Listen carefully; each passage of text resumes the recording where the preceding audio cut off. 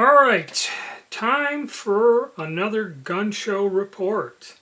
Now, I have not done one of these since December of last year, so that's almost 8-9 months that I haven't traveled out. Those of you that follow the channel know I've been going to a lot of local auctions and things like that. But the gun shows, I kind of passed on them because to travel there, you got to pay to get in, and to go there and really find nothing and know that already, kind of put a damper on it. And plus, like I said, there was a lot of deals I was getting online, that I couldn't find at the gun show. Well, I went down, it was August 9th, Winston Salem NC gun shows, that's the promoter. They do a lot of them in my area throughout the state. They're one of 2 or 3, but it's the main one that has the shows all throughout the state. There's a few other promoters that have shows, but that's the guy. Most of them are NC. So I went up there, and what it was Saturday. Something said, you know what, go on up there. If anything, just wander around for a few hours and get my cardio in walking, And I said, all right. So I go up, and it turned out more or less to be like this old timer that used to hang out, old Joe Anderson, and anybody that's traded in mill surplus guns in North Carolina knew him, and unfortunately he passed away about a year or so ago. But he was there at a lot of the shows, and he used to always tell me, this isn't a gun show, it's more of a social outing. And I kind of went there with that thing. I knew I'd run across some people, and I'd like to right now thank the subscribers. I ran into some old friends and other collectors. There was somebody from my gun range who was also an avid gun collector. Some of my subscribers stopped me. They recognized me, and I had a couple subscribers stop and talk with me and shake my hand and everything. So actually it was a real pleasant, nice day. And, some of the other fellows, they're collectors, they were saying, hey, you're going to come up to the military show and this and that, and you should come out more. We wonder why you don't come down, and make my videos about it, and it's kind of right. So I'd like to thank all my subscribers and the people there that reached out and talked to me and, shook my hand and hung out for a while. I'd like to thank you guys. And also, it was good to see, people from my gun club or people I was associated with in collecting guns, And this show was a bit different. Different in good ways and different in bad ways. So we'll talk about it. So I went up there, and there was a good crowd. It wasn't like during the panic things where that whole parking lot and area was full, and I mean it was filled to capacity. You had the fire marshal in there not letting people in. There were so many people who come to gun shows, and this happened several times. So it was an average crowd. You didn't have to wait. You got your ticket and went in. So, and I got there about an hour and a half after it opened. And as for the inside, it wasn't packed like that frenzy stuff, where it used to be you couldn't move and you're rubbing up against people. And 2 reasons, there weren't that many people. There was a steady flow of people, and there was a good crowd there. But also I noticed you get this weird feeling you're not as constricted, because when I walked through the building I could see where, and this is never a good sign, that where the usual layout of tables and aisles and rows and that, there was more room because there's probably been a couple rows of tables eliminated, giving them space. So they space them out more there was a bigger distance between each row, and in the back was offset because that's where he must have readjusted for even less tables being set up. And one whole corner, up in the left-hand corner there was a guy that had this huge pile of reloading stuff up there, about 6-7 tables that was empty up there. So there were some empty spots. Now, as far as vendors and who was there, you do see an awful lot of more, or you see more people selling things other than gun-related items, be it t-shirts, shirts. There's women there selling jewelry and handbags, and I'm not going to include tables with knives. There were some, pretty good-sized people selling knives and that. Guns and knives, or even the coins, are usually normal things you would find at a gun show. Okay, you used to always have 1 or 2 coin dealers in there, but now you do have other products and that, and it was spaced out. Not so much. I didn't really see any of the beef jerky sales and the other weird stuff, the food stuff, sauce and that. Maybe there was, I just didn't even look at them.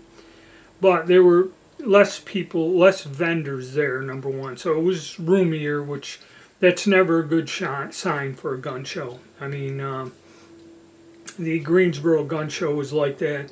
When I first went there and I was new, they put me way in another annex of the building or something, to where it got to where they actually had areas where you can sit down with tables and that, because there's so fewer vendors. So that is a thing. The price went up. It used to be a $10 admission, now it's $12. But the only good thing about C&E, if you show them a text like they sent me, they knock $1 off, so it's $11. And then plus, once you stamp your hand, if you live close by, for me, no reason to go a second day unless I was going to meet someone. When you get your hand stamped on the first day, you can come back in, just don't wash it off the back of your hand, and get in for free a second day. So the one fee will cover 2 days if you wish to go, 2 days in a row. So it's not, kind of can't complain, all right. So going through, like I said, I ran into some people that I've known for years that are fellow collectors like me, and I used to be with them at the gun shows all the time for a while, until I got out of it. And, some subscribers and that. But looking around, there were, vendors there, some large dealers and that had a good selection of firearms. As far as the mill surplus goes, the one dealer I knew, he wasn't there, which was kind of curious to me. I don't know if he went somewhere else, or maybe he just kind of given up on the venue, because, if you go up there, you get 10 tables, and, lay out the money, and you don't generate enough, you ain't got the sales. You're losing money every time you show up to one of these venues. He is quite a good size dealer. We're not talking about 2 or 3 tables or 1 table. We're talking like a dozen or more. So some of that, but a lot of the people that I've known for years, or the dealers that you can always count on, they were there. And prices, we'll cover mill surplus first. Really wasn't a lot of mill surplus. Okay, there was this one old-time dealer, and I guess for them guys to pick stuff up at a profit, they can't do it anymore. Or his stockpile of stuff he had for years is gone. He had 1 table, he had several Vetterli rifles, KR-98 with a bolt missing, and some other guns that were, older, kind of beat up. But a very, very small selection of things. I kind of went over there and talked to one of the guys a little bit, and I kind of just looked at the prices, and really nothing I even wanted to look at. The guns were pretty beat up and not in good shape, so I didn't even bother. And I got more than enough Vetterlis, so it looked like there was a bunch of them he must have found somewhere. And I went through. There was one dealer that had some of the more modern stuff in terms of what we call mill surplus. Somebody was buying one of the Century Arms Portuguese rebuilds, and he had some Italian rifle rebuilds there, and some M1 Garands and other things. And then again, when you go through the different tables of some of these gentlemen that have all the old shotguns and that, I did see an M1 Sniper with a 8,000 plus price tag on it, and again an M1 Garand. It was like in pristine shape with all the stock cartouches and that on there. Very nice gun, in excess, almost 2,500. So you know that old stuff, and the thing is, it's the same people, the same stuff, same price. Okay. Then there were a few other guys, kind of like me, that just had a hodgepodge of firearms, used firearms, older stuff, some Rugers, some old revolvers, maybe a military pistol in there or something. But again, pretty competitive prices. And as I wandered through, I did run across a single table with a guy. He's younger than me, so exactly, he wasn't too young, but he's younger than I was. I'd say maybe in his 30s, maybe 40 years old. And he did have a table with just a dozen mill surplus rifles on there. And he had a Spanish 1893 with a Chilean crest. When I looked at it, it wasn't exactly in pristine condition. It looked like the stock was refinished, and he was asking $700 for that. Then there was another 83 that had a Serbian crest on it, which I've never seen, and I looked it up, and they are kind of unusual and rare. I didn't even ask him what the price was. And he had a few other Yugoslav Mausers, and one fellow was pawing the hell out of this Nagant 91, which I don't know if it was finished or what, but he had a hold of it, and I didn't bother to look at it, So he's asking a full shot of what he's seeing them for, and they were unusual guns, but nothing I was looking to get into or discuss. I should have found out who he was and seen if he was local, and then talked to him at another point in time about collecting. That's where you kind of got to network with other collectors. Even though, I might not buy nothing from him, you never know. He may run into something or whatever, or be looking for something I have. You never can tell. So, but didn't kind of make contact. And that's one, thing I should have done, is kind of got to know him, ask him if he goes to shows. But other than that, standard fare. Like I said, some of the same people. But the other unusual thing that happened is I actually bought a few things because I found that I could get them for less money than buying them online, which this is a first, that I actually went to a gun show and bought something that I actually saved money traveling up there to get it. So what did I get? And it's not mill surplus. It's more my budget guns that I like to get and review. Right.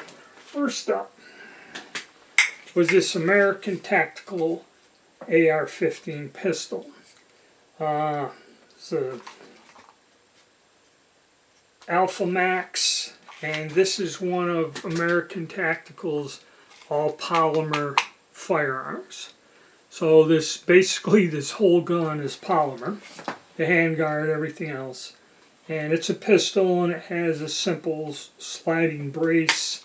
It came with the flip-up iron sights, and I believe I did an American Tactical 80%, and I built an AR years ago. I don't have it, didn't shoot it, they do work. This gun, and they come in several different varieties. The guy had a whole pile of them, and there were a couple of dealers that had these there. This one's in 5.56, they were in 300 blackout, and they also came, one guy had a whole pile of them in 7.62 by 39. This was $360 out the door with the 60-round magazine, which at one time that thing was an $80 item. Now you can get them on sale for 26 bucks. And the way these are sold, they have variations. Okay, like this one came with the flip-up sights and the 60-round mag, which, you know, like I said, at one time that was an $80, $70, $80 item in the kit. He had a couple of these that had a red dot or optical sight on there with this, and those were priced up closer to, you know, 4.5, almost. Some of them were 5, you know, depending on the caliber and what came with it. And that was out the door. So 360 out the door has this, you know, these things come with all kinds of different types of brace things on the back end, but they're all basically the same gun. Some come with a 30-round mag, 40-round mag, or 60-round mag, and that changes the price. But I come home, found something like it online, and went and priced it out from one of the, either Battle Hawk or whatever, and it would have cost me, well, that's what the price was, just about what I paid, the 360. And generally, when I say I'm getting a deal on a gun, no matter what it is, whatever you pay online and one of these wholesalers selling it on a sale, you're figuring you're going to add $50, because it's going to be anywhere from $15, $20, $20-some dollars for shipping. They're going to charge you sales tax, and then there's always, when it comes to the dealer, it's $20, $25. So it's 50 to 60 bucks on top of, depending who you're buying from. Okay, sometimes you can, some places don't charge you the sales tax, which saves you some more money. But I could not purchase this online unless they had a flash sale, and well, they weren't going to knock 40 bucks off. I think 330 is one of these variations, 335 or something. So still, it would have cost me more than what I paid for this. So I finally got something at a gun show that I saved some money. I saved myself, I think, on this. If I ordered this from Battle Hawk Army, I saved myself 40 bucks on this one. Yeah.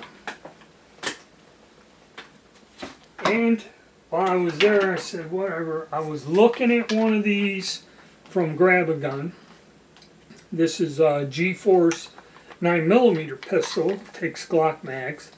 I was looking at one of these because they had the blade. Now, interestingly enough, the blade was the same price, which is $399.99. Okay, and I found somebody out the door $420, which you can't beat that.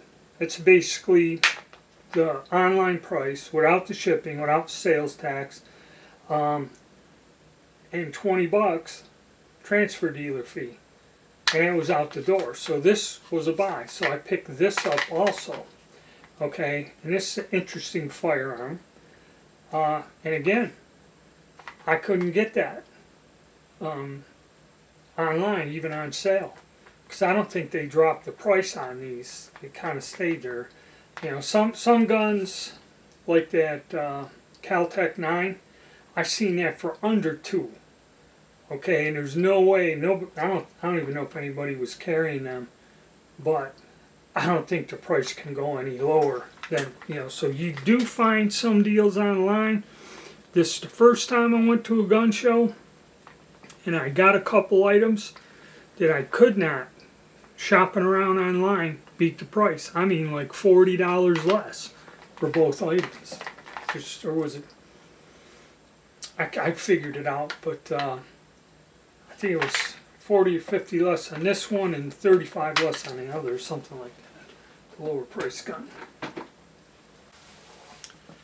So that goes to show you. And again, those guns with polymer parts on there, those are budget priced guns. Quality wise, I don't know. We'll do some videos, but they're not exactly top of the line things, and the economy's so bad and sluggish that these people probably, when you're a dealer and you go and buy, say, 5 or 10 of them, you're going to get them for way less than anything, we're going to see advertised. So that's why they're able to afford that, and if they pay attention to what's going on online, somebody like me realizes that's a deal. So I said, well, might as well finally pick something up on one of these shows, make it worthwhile, and get some content out of it. So yeah, you're seeing things come down. Unfortunately, mill surplus, it's difficult to find. People are not, it's not available in a quantity, so you have to buy something from someone. And it's kind of like when I talk to my collector friend, you see people selling some of these rifles for $600-700. Now, irregardless whether I bought this in the last century or so in the 90s, 25, 26 years ago, you don't want to give this stuff away. Do I have examples of guns that are going for $700? Yes. Can I easily sell them? Not really. Okay, not outright. And like he said, I wouldn't mind if I wanted to move something, and somebody really was interested and was ready to give me some money. I wouldn't ask that price, but he goes, then again, I'm not going to sell the thing for $150. That's the case. Maybe I don't want 7, or if I can get 5.5, 6 or something, okay, but and he goes, you bring the thing out, you wander around with it, and people are offering you $150 for it, and he goes, it gets kind of aggravating, it's a pain. And he was there looking for some interesting things, but generally you won't find them, and if you do, it's like I went to that one show, and a guy had a simple Russian Mosin Nagant with a round receiver and a World War II date, realistically, if it had the bayonet, the sling and everything, it's a $350, maybe $400, pushing it, $400 gun, but actually $350 is more realistic. It's about the going rate, with a $1,000 price tag on it. It's insane. And then they say, make me an offer. Well, you got a K on there. The hell am I going to tell you? $350? Like you're gonna come down that much? And the other guy had a short Spanish Mauser, rifle, in 7mm or something. It may have been converted to 3. It might have been 1913, 13 or 16, whatever, like the one I just got. Something like that. And it was scrubbed when they were selling them post-war, I think he said $700. It did have rifling in it. I mean, that was better than a lot of the guns I've looked at. But I'm like, I said it back down. Well, make me an offer. I said, to me the gun's worth about 3.5. I wasn't going to get into it. But all in all, it was a good day. I had fun. I'm glad I went finally back. And some of my friends, oh, come on down to this show. We'll be at this show. Come on down, and I may. And if I do, I may announce something and wear some sort of a t-shirt or something that's unusual or easy to spot. And I may make an announcement if I plan to travel and wander around. And it would be nice to talk to subscribers and people that know the channel. that kind of be kind of fun the thing to do. But I'll see. We'll see how it goes.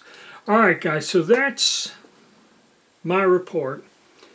It was a nice trip, and for once I actually found some things where I really got a deal, which was the first time in a long time I could say I walked into a gun show and found something where I actually could pick it up for less money than I could anywhere else.